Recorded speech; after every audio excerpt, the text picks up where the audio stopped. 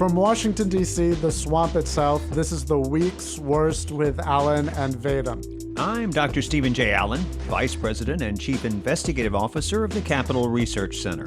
And I'm Matthew Vadum, Senior Vice President of Capital Research Center and Editor-in-Chief of BombThrowers.com. And I'm Jake Klein, Media Producer at the Capital Research Center, and I'll be moderating this podcast in which we dig through the news for stories that we think are the most outrageous, the most ridiculous, the worst. So this week, American-based Google engineer James Damore wrote an internal memo for the company titled Google's Ideological Echo Chamber, which discussed the issues surrounding ideological homogeneity at the company and the problems with their current diversity policies regarding gender. He suggested that gender inequality in the tech industry was due in part to biological differences between genders.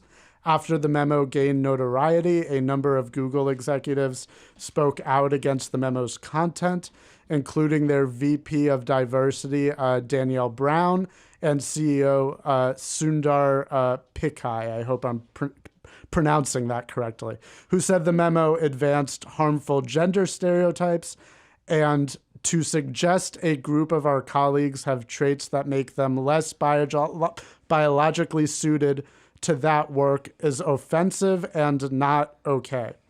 On August 7th, Damore was fired. Damore has since filed a complaint with the National Labor Relations Board over his firing. Before we get into questions, I just really want to recommend to our listeners, go read this memo so you have context. I'll throw it up in the description text for this podcast, whether you're listening to it through a podcast client or as a video on our YouTube channel. There will be a link there.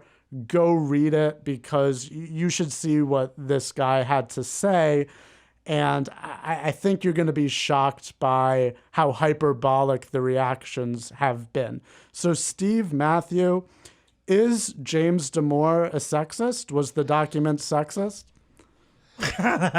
Was it? Is that a serious question? Yeah, every news story I saw called this anti-diversity. Called it, often the word used was screed. In fact, it's fun to just go online and look for the accounts of this that use the word screed, because that's apparently the word of the day, and talked about him railing. I mean, look, it's not super sophisticated. He sort of mischaracterizes the right-wing position or conservative position as accepting authority, that kind of thing. That's a common mistake.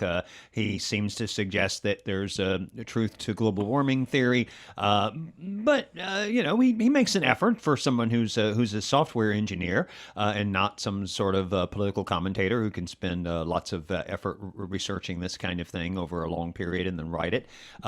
He seems to have examined the issue pretty closely. He says over and over again that he's in favor of diversity. Of course, diversity has become a dog whistle, a code word for racial discrimination. But what he means is he's for actual diversity, meaning different kinds of people working there at Google. Well, he's genuflecting to diversity with a gun at his head, basically. Well, we all know that. Because if you don't pay tribute to diversity in all of its wonderfulness, you are in trouble. Well, we remember a few years ago there was a Supreme Court case where basically the Fortune 500 wanted to continue discriminating, and so they came up with this argument that you can discriminate as long as it's for diversity. And then Sandra Day O'Connor, to her undying shame, accepted that, wrote the majority opinion in that case, provided the vote that decided it.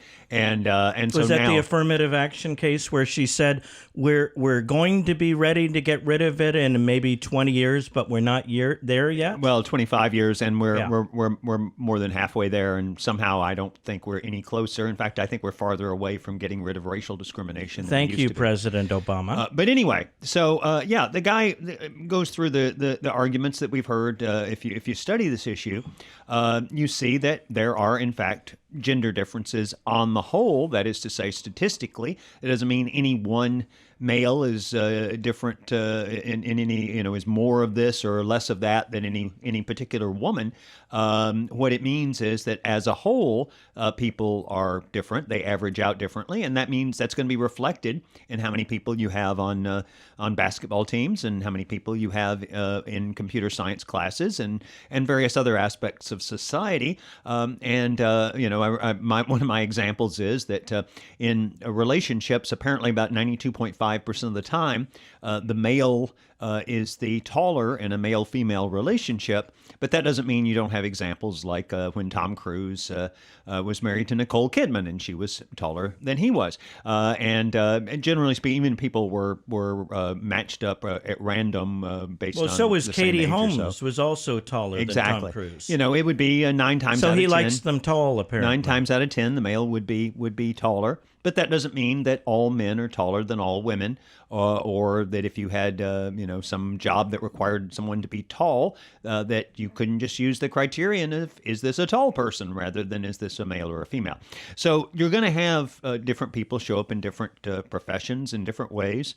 Thomas Sowell, the economist, has studied this for many years and even found out, for example, that people in the laundry business, we hear about Chinese laundries, particularly in big cities, that people in the laundry business, you could track the chance of someone being in the Chinese laundry business, you might say, to where not just that their ancestors came from China, but that they came from a particular part of China, even when they didn't know where their ancestors had come from.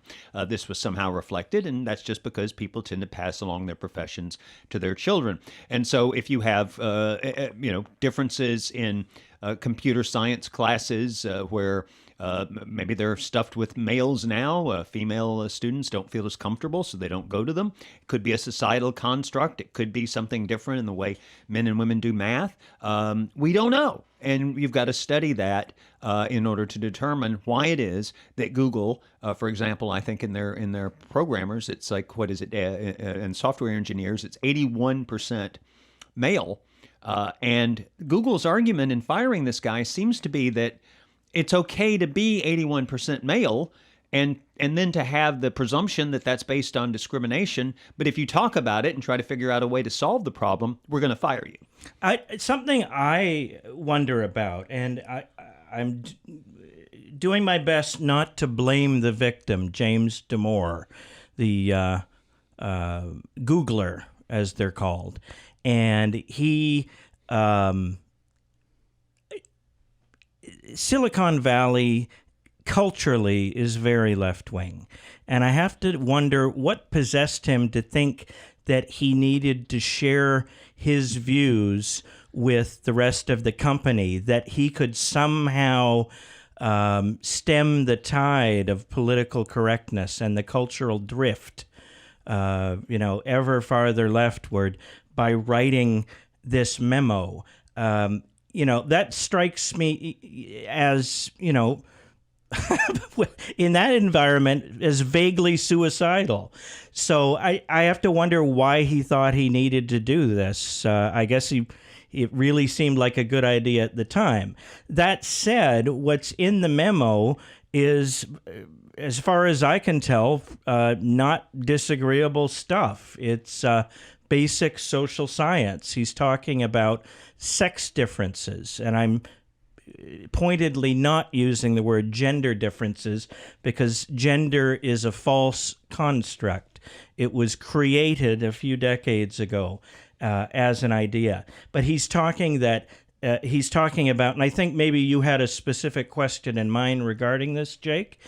Yeah. Why don't you lead us into this now that you know where I'm going? Well, first, let's talk about a couple of things that we just said there, because let's clarify for our listeners what you mean when you say gender is a created construct, because some people are going to balk at that and say, what do you mean there's not a difference between men and women? That sounds something like a leftist would say. And so I just want to explain that what in a lot of social science they define gender as now is one's self-perception of their sex traits and characteristics rather than a their, role. Yeah. So their gender role rather than their sex chromosomes or biological visually phenotypic characteristics. Okay, that's an awesome word, phenotypic. I'm going to have to look that one up. Are you XY or are you XX? How about triple X? Yeah, Well, that's serial killers, isn't it? No, I think that's an extra Y. Hermaphrodites? But that turned out to, right. Turned out to Okay, be mostly sorry. O. I'm getting the X and Y axis confused. But this is a problem that we're having right now, where we're seeing a lot of conflict between certain social sciences that are closer to humanities along with the humanities versus harder sciences, where the humanities and those social scientists are taking a social constructionist view of gender, that it's something that's created primarily by the way society treats people that are of different sexes versus, there are actual genetic differences that lead to certain outcomes, which would be more the claim of the hard scientists. And now, of course, it's more nuanced than that. And of course, the reality is someplace in the middle, but the humanities have taken a harder social constructionist stance that goes away from the idea that there could be really much of any biological impact in gender differences. I just wanted to say it largely goes back to the radical gender feminists a few decades ago. And it was their contention that there was essentially no difference between the sexes, and that the differences, as you've alluded to, are created by society. Right. But there are sex differences, and men and women are fundamentally different in various ways, and in other ways where it's not completely fixed, they have tendencies in certain directions. We know that the typical little boy, if given a choice between using a model dump truck in a sandbox and playing with dolls, is going to go for the dump truck and the sandbox, whereas the little girls will gravitate towards the dolls. That's just a fact. That doesn't mean it happens 100% of the time, but it's a fact, and there simply is no getting around the fact that women are inherently more nurturing than males are. That even little girls want to have the dolls that they prefer are babies, so they can take care of the baby. They're basically practicing being mothers when they're like 4 years old, and it's very satisfying for them. They enjoy it. Whereas a little boy is probably not going to pick up a doll in the form of a baby and sit there and bottle feed it, and wrap it in swaddling clothes and take it, have a pretend tea party with it. Look, this is what happens when you take a good point and you just drive it until you are driving right past rationality. And that is, if you go back, look at the old the TV show Mad Men, about the advertising business starting around 1960, and then the show goes forward several years, and it chronicles how women were treated in the workplace, and I'm told that it's a fairly accurate portrayal. I was around then, but I was a child, so I wasn't quite aware of how women were being treated. But I remember the advertising, and I remember the sexism that you saw in society. You used to have want ads that said help wanted male and help wanted female. You used to have a lot of professions that women weren't supposed to be in. I mean, the last episode of the original Star Trek, they actually had put forth the idea that, well, we're not sure that a woman could be the captain of a starship, and so that's the era we're coming from. But if as you drive away from that and you try to get rid of the societal barriers that prevented women from entering different professions and being successful in different professions, different businesses, different ways of life, you get to a point, though, where, wait a minute, women are different in certain ways. That is to say, a woman is less likely to take a job, stay at that job, work 60 hours a week, and do it for years simply because a woman is more likely to take off to have children, and it's physically something that only a woman can do in terms of giving birth. And that's going to affect the number of women in different parts of the business world. It's going to affect their pay. It's going to affect their position in society. And that's something that is, in fact, part of the physical world that we have to deal with and not based on some sort of societal construct. Okay, so we're going to delve into that a lot more. But first, I just want to clarify, because I think a lot of the problems that I've seen where the left and the right aren't really meshing and being able to discuss this at all is it's important how we use our language, and that we're using words like typically, average, is more likely to.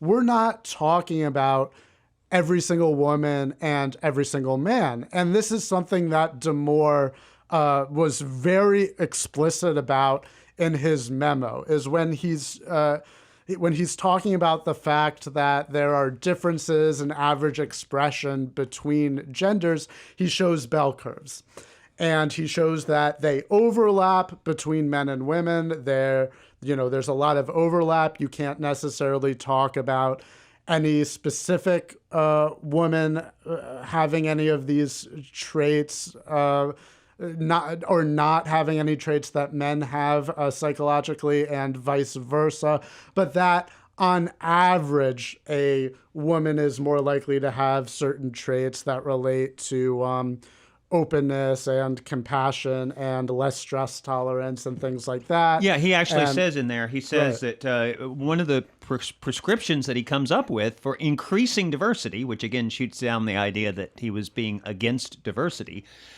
is that you increase the amount of cooperation in, for example, in programming, where you have more pairs working on these things and teams, and because women are deemed, on average, to be more successful at tasks that involve cooperation, whereas men tend to be more successful at tasks that involve going off by yourself. And as long as the culture of Google, at least in the IT engineering department, is based on people going off by themselves and working, that's going to tend to favor men over women. But if you change the culture, then you would be able to bring in more women. That's what he says. That seems like a reasonable thing. But of course, in this context, he's denounced as someone who hates women and thinks they're biologically and Damore unfit. was very specific about saying, if somebody in describing this issue were to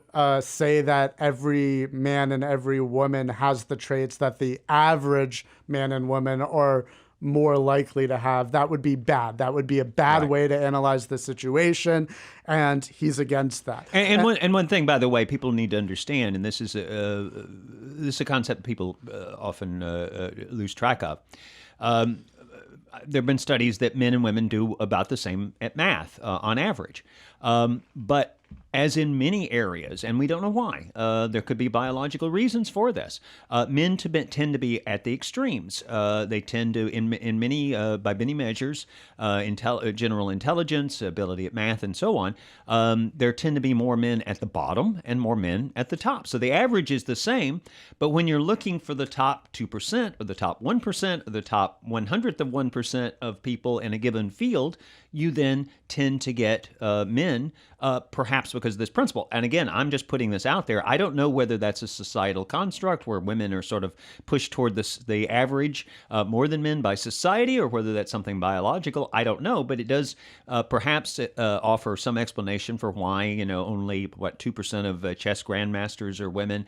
You've never had a woman ranked more than I think 8th in the chess field. And despite what the impression you might get from watching the Food Channel, there are very few extremely successful executive chefs who are female. Yeah, and so you think of football where, there's no woman has ever gotten close to qualifying for the NFL, and that's actually gotten worse over the years. George Will's written a lot about how the NFL players have gotten bigger and bigger, and the qualification that would get you on a team has gotten higher and higher, and it's just beyond what is physically possible for someone with an XX in their chromosomes. So that's an area, that's something we need to consider, that there may be something that causes women to be more toward the average and not necessarily any less than men, but on average they're the same. But then you have more men who are at the bottom and more women who are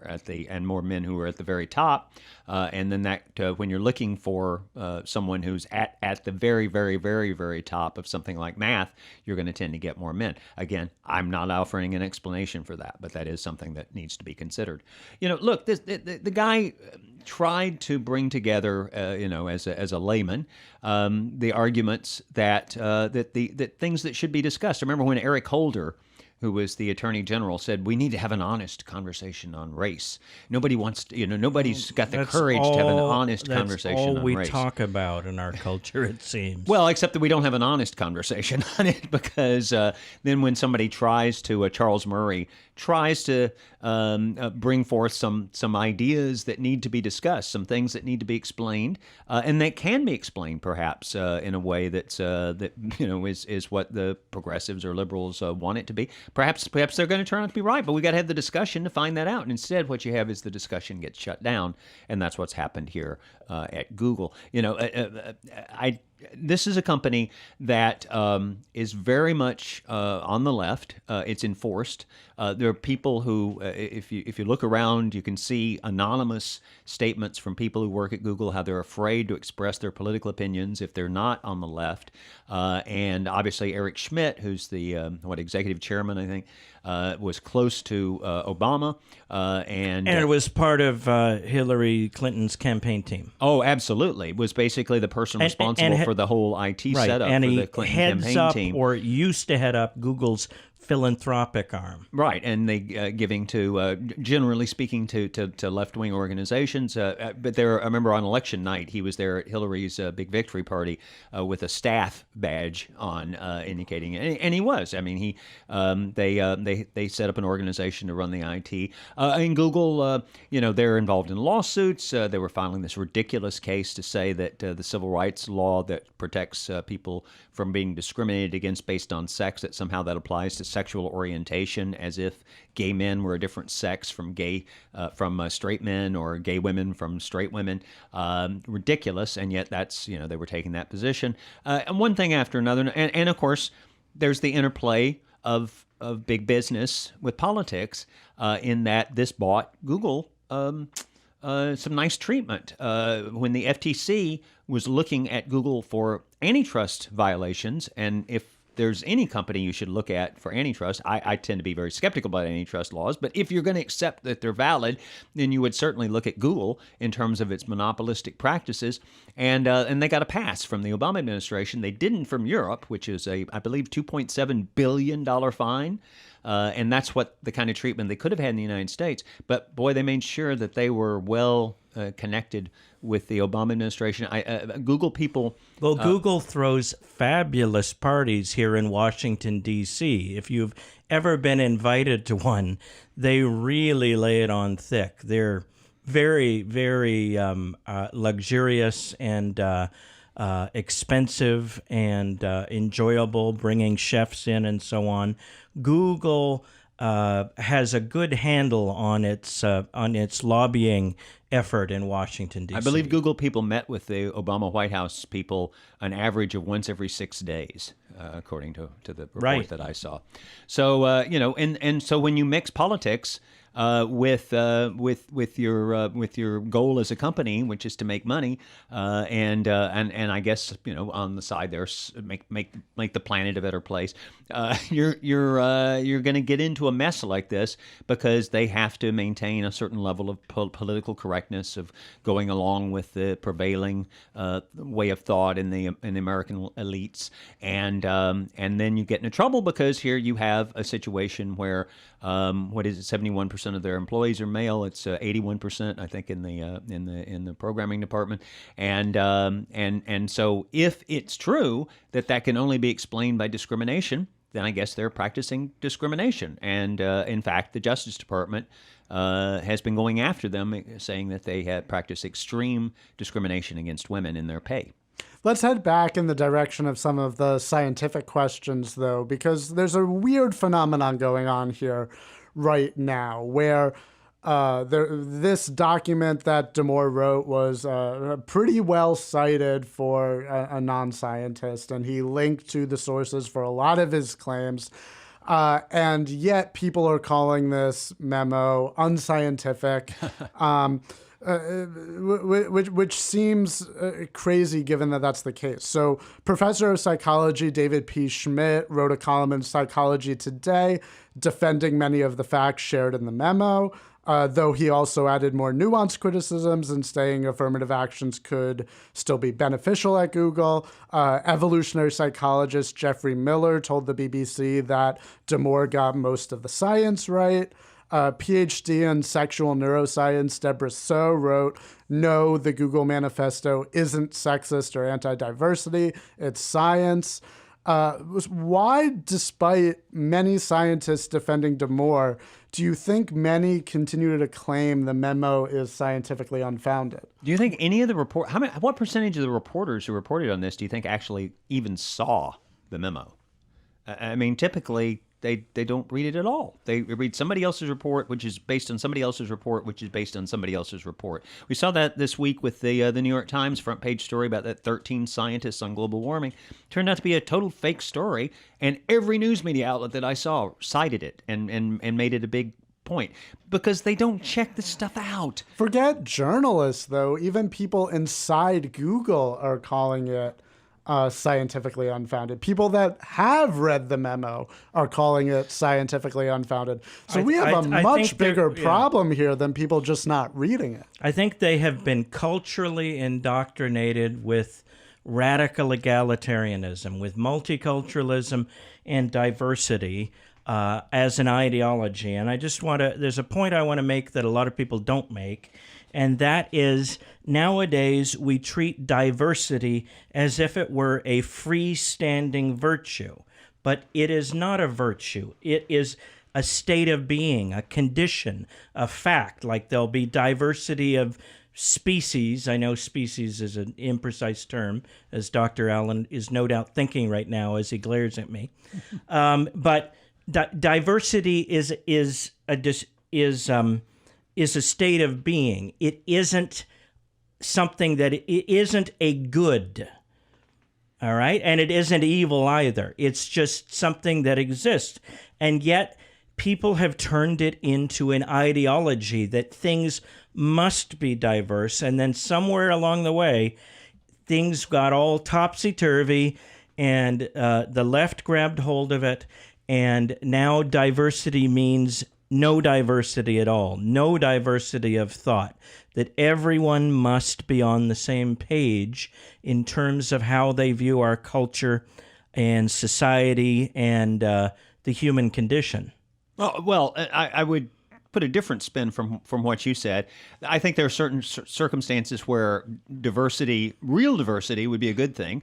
I think it's good to have it in government agencies so people get different points of view. And if there's a regulation that's going to put all the farmers out of business, it's nice if you have somebody there who grew up on a farm who could raise his or her hand and say, hey, have you thought about this, that this is going to put all the farmers out of business?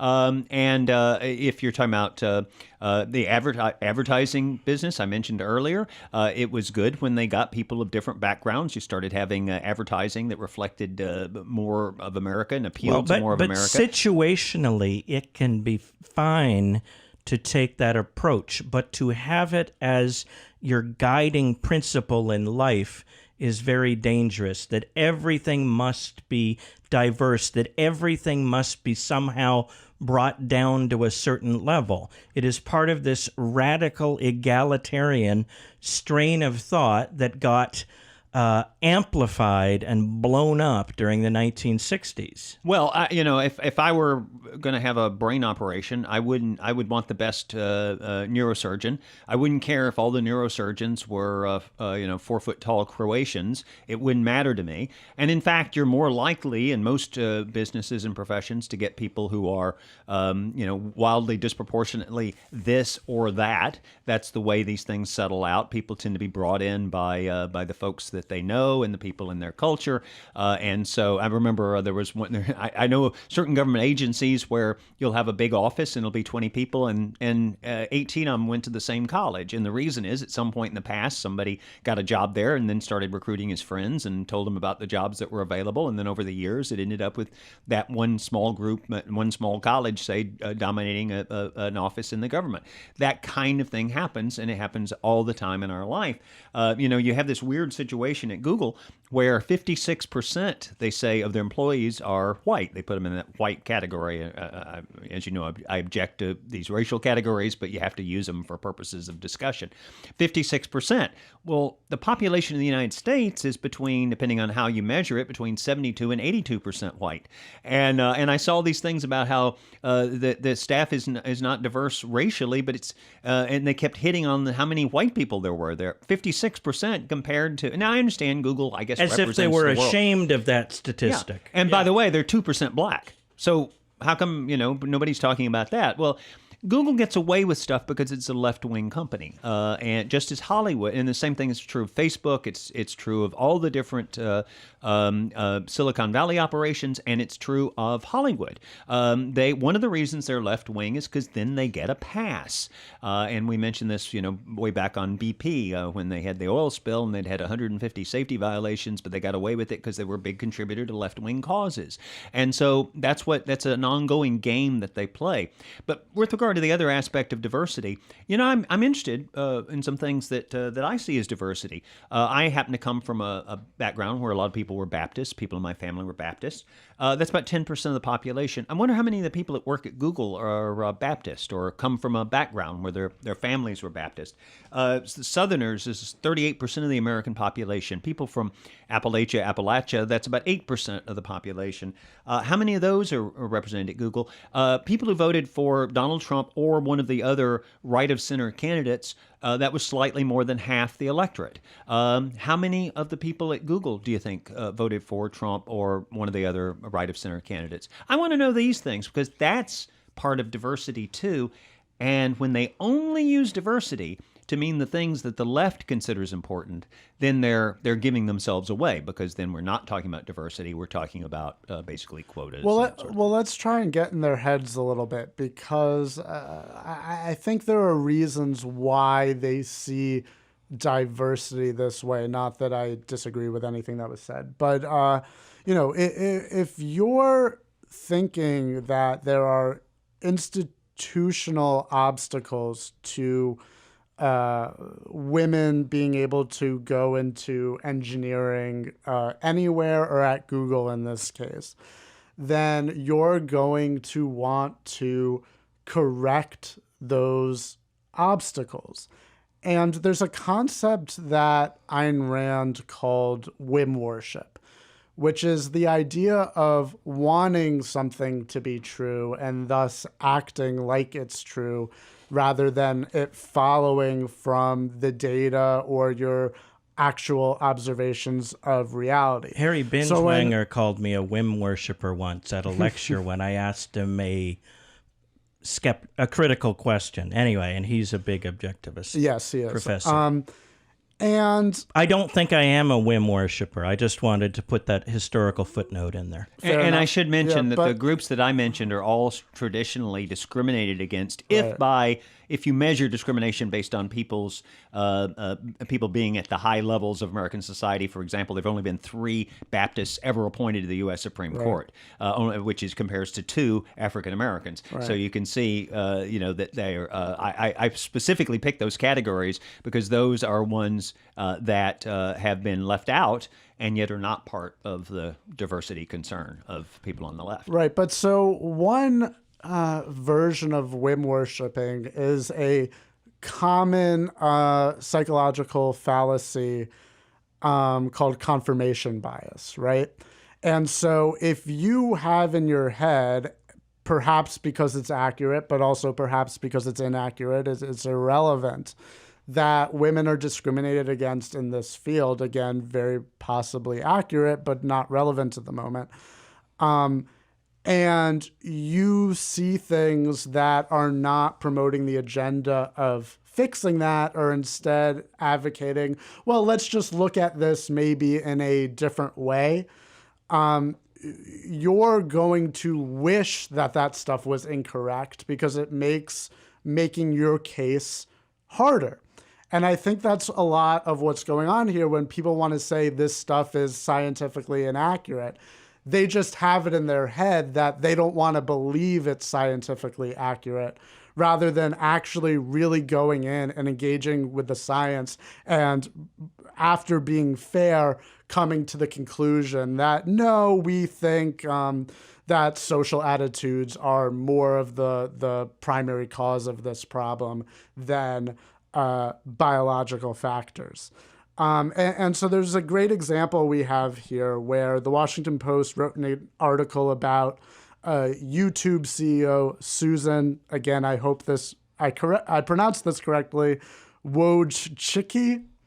I don't know. I apologize. I think that's an apologize to her. unpronounceable name. I apologize to her. I love YouTube, but YouTube is a part of Google, which is why we bring her up. So in her reaction to the memo, reportedly her daughter asked her, is it true that there are biological reasons why there are fewer women in tech and leadership? The article then goes on to describe Wojcicki's experiences with negative stereotypes, with her asking the question, what if we replace the word women in the memo with another group, such as Black, Hispanic, or LGBTQ employees? Would some people still be discussing the merit of the memo's arguments, or would there be a universal call for swift action against its author? Wojcicki ends her story by saying, I looked at my daughter and answered simply, no, it's not true.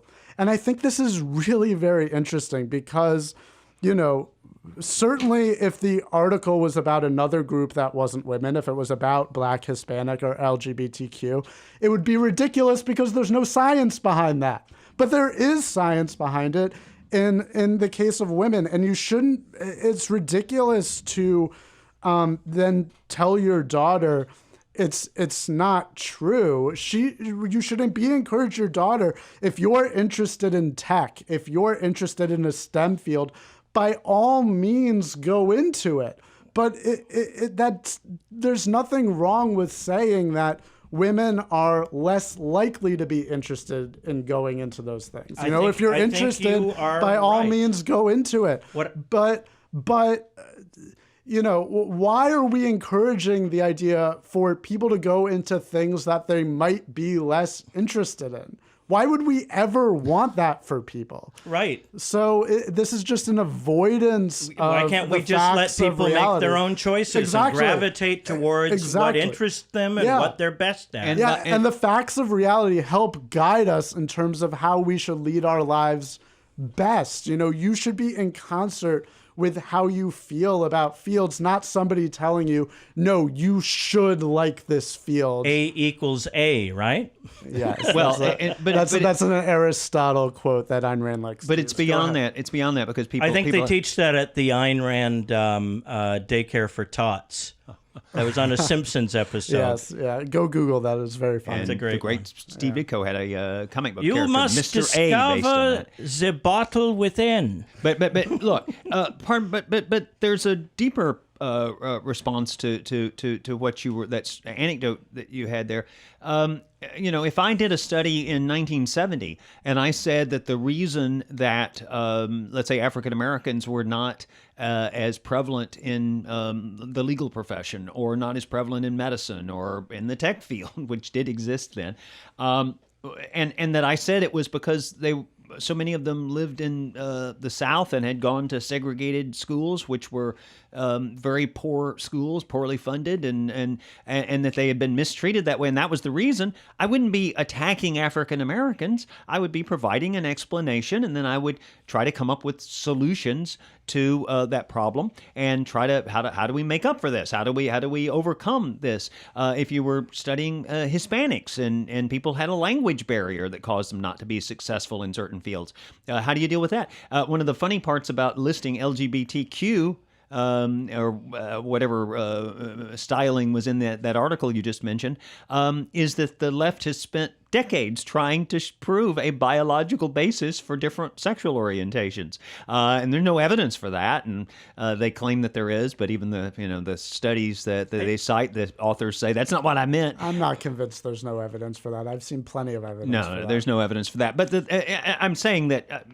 So you're arguing that sexual orientation is entirely just a random choice of the person? Oh, absolutely not. I think it's formed early in childhood, just like all. Sexual orientation is more than just whether somebody is gay or straight or bisexual. We have all sorts of evidence about prenatal hormones affecting. None of those have panned out, and when you do twin studies, what you find is that it's the evidence is more for environment playing a role than for any sort of genetic basis for the sexual orientation. I don't think we're going to solve the question of nature versus nurture on this but that's humble podcast. That's my point. Nature versus nurture is important, very important to this topic, though. And that's part of what's brought up, because Damore is arguing this is biological, and his critics are arguing, no, it's entirely social, and that's why we need to fix it. Well, he's saying the disparity, the reason you have this disparity is in part biological, but never biological can be something that everybody acknowledges, such as that women take off time to give birth, men don't. So that's going to affect the course of your career. And then the question is, well, how much of that is fair? If you, Google, I think, has 5 months of paid leave when you have a child, and generally speaking, it's the women who take advantage of that. But does that leave them out of the developments in a very fast changing profession? Does that cause them to fall behind in their careers in a way that's fair or unfair? I mean, how do you measure that? Is it fair if let's say there's a woman who decides not to have children, and that woman is able to advance in her career because she never has the pressures of having to be home at a certain time. She doesn't have the sick kid that she has to take care of. She doesn't have to take the time off to give birth. So that woman is able to advance in her career. Is that unfair? Because if that's not unfair, then why is it unfair when men are in that situation? I get it that there's incredible sexism in Silicon Valley and the programmers, they call them, and that I believe the anecdotes. What is it? Yes, at Google, there's like a special list where people can submit all their stories of sexual harassment and women being looked down on and all that, and it's kind of a frat boy atmosphere. I get that entirely. Is that the Google Geist? I believe it. But data is not the plural of anecdote. And so when you're trying to figure out why is there this huge difference between men and women and how they end up in various positions, particularly in the tech field, you try to look at the data, you try to tease it out. The big difference between what men and women make that Hillary Clinton was always citing, and sometimes it would be, women make 69 cents for everything a man makes and so forth. Well, if you correct for various factors, women not working overtime the way men do, women taking a significant time out to have children, and so on, you can eliminate all but maybe 4 to 7 cents of that difference on the dollar. But there's still a difference. Now, is that because we're missing something? In some occupations, women tend to make more than men do. And younger women in 147 out of 150 cities that were surveyed, women under 30 made more than men under 30. And now you've got a situation where women are 60% of college students. Now, how is that going to play out in the decades to come?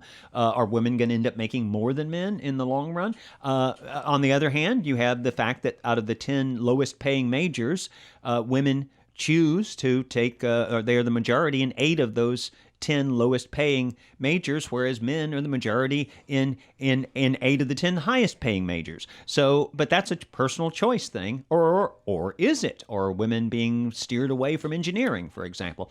These are all things, I appreciate it. I acknowledge the differences, the problem that exists, but there are other ways to do it besides what they do at Google. One of the things that the memo complains about is they have programs that are just for a person of a certain race or just for a person of a certain sex. Okay, if I could get a word in edgewise, Dr. Allen. Is that allowed? Yes. I want to, the question that Jake posed, he gave a quote from YouTube CEO Susan Wojcicki, and I believe it's pronounced Smith. Wojcicki. I apologize to her if we're wrong from deep at the bottom of my heart. Or Wofsiski, who knows? It could be It looks like a Polish name. Oh, definitely. And they have letters in their alphabet that we don't have that screw everything up for us. When The we W might be transliterate, pronounced as a V. it could be. They pronounce Warsaw as Warszawa, so their W's are a V. So Susan Wojcicki. Anyway, she said, you pointed out that she said, would some people still be discussing the merit of the memo's arguments?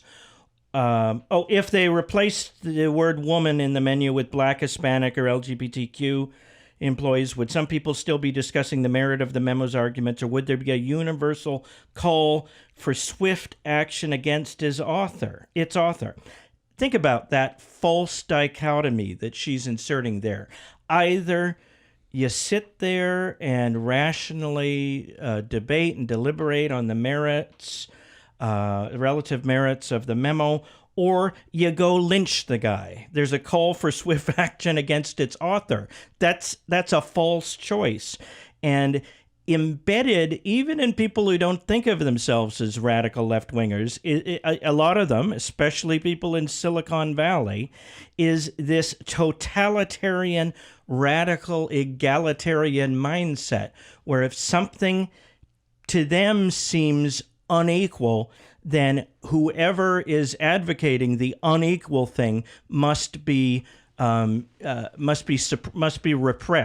must be dealt with in some harsh fashion, as this guy James Damore was, and I hope that his litigation against Google is successful, because Google deserves to pay dearly for this. And it also gets back to something I wanted to discuss, or it doesn't get back to it because we haven't discussed it, and the institutional biases, the institutional discrimination in these Silicon Valley companies.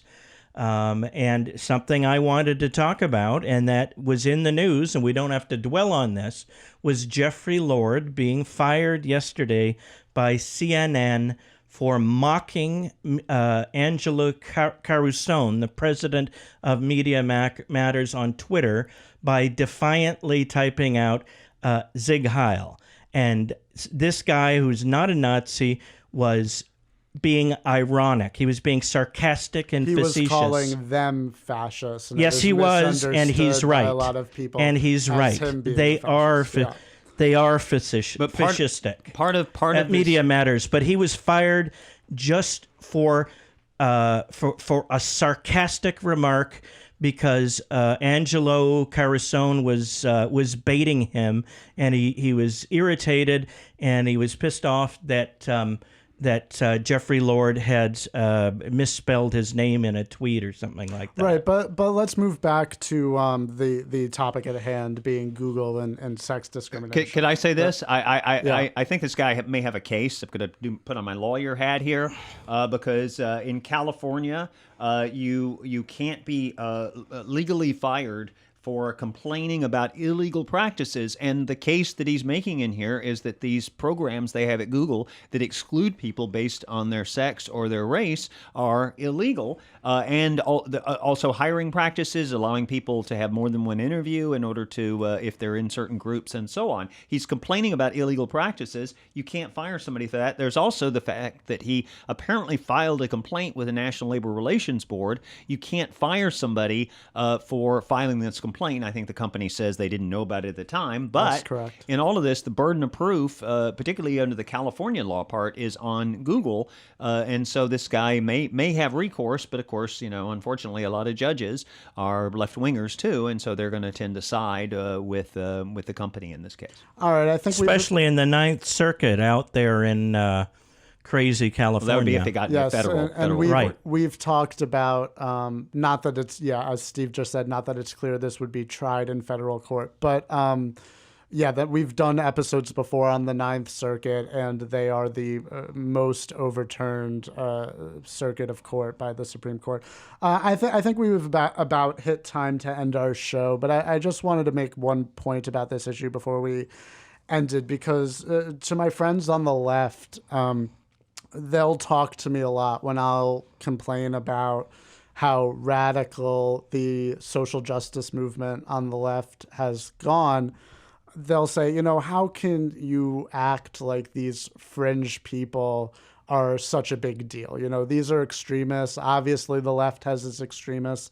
The right has its extremists too. And I think this story is one of the perfect examples for why moderates of all stripes, even if you're a moderate leftist, should care about this, because these are how these ideas filter down. This isn't some radical SJW saying, biological sex doesn't exist at all. This is now the more, quote, moderate view that has filtered down, which is, well, we're just going to ignore some of the science around it that doesn't conform to what we wish were true. And that's really, really dangerous, because when you deny facts and you deny science, you're going to come to conclusions that are real dangerous, and this guy getting fired is one of them. I want to say hello, Jake Klein's friends.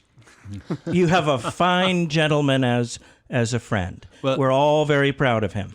You don't win an argument by shutting it down, and we see that in one area after another, where people, rather than talking about, and especially on science matters, where they don't want to debate, they don't want to have, on the global warming thing, one of their big movies and books is called Merchants of Doubt, because they're attacking the people who are promoting doubt. Well, doubt, free discussion, free speech, these are all related concepts, and one of the great things about this country is this is a place where supposedly you can all come together and talk about these things. But I know people who are brilliant, who have high IQs, whatever that measures, but over 150 IQ, and would never and are perfectly qualified for a job at Google. They know the business, etc., but they would never apply because they know that they would be somebody be out there looking for their old Facebook post to see what their political orientation was. And if the idea of this diversity is, well, we're going to get the best people because we're going to be open to everybody of all sorts of different backgrounds and so on, then what about people who disagree with you politically?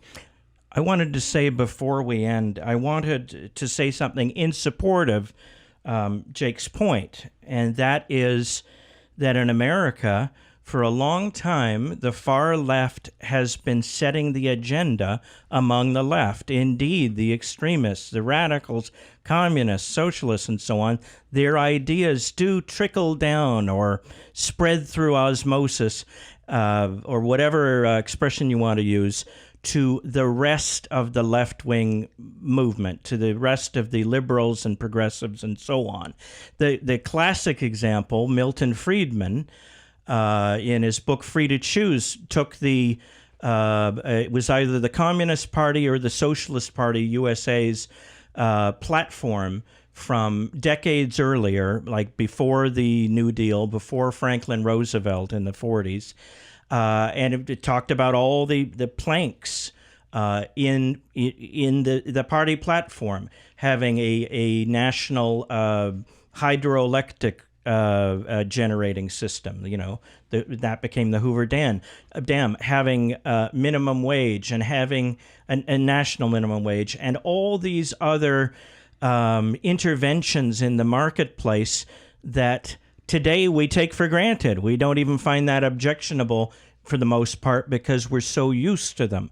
So you do have a situation where the ideas on the far left get mainstreamed among the rest of the left, and then when Democrats control Congress for 40 years, as they did up until Newt Gingrich's so-called revolution, Republican Revolution, then these ideas seep into the law, into the culture, and they become real policies. So I don't think there's any doubt that the far left are the influencers, and that they really do set the agenda for the rest of the left. Well, so whenever the far left, when an idea gets what's that expression? Critical mass among the far left, we all have reason to be concerned. Well, one of the things that we're talking about here is the idea of political correctness. Now, often people today, they think it means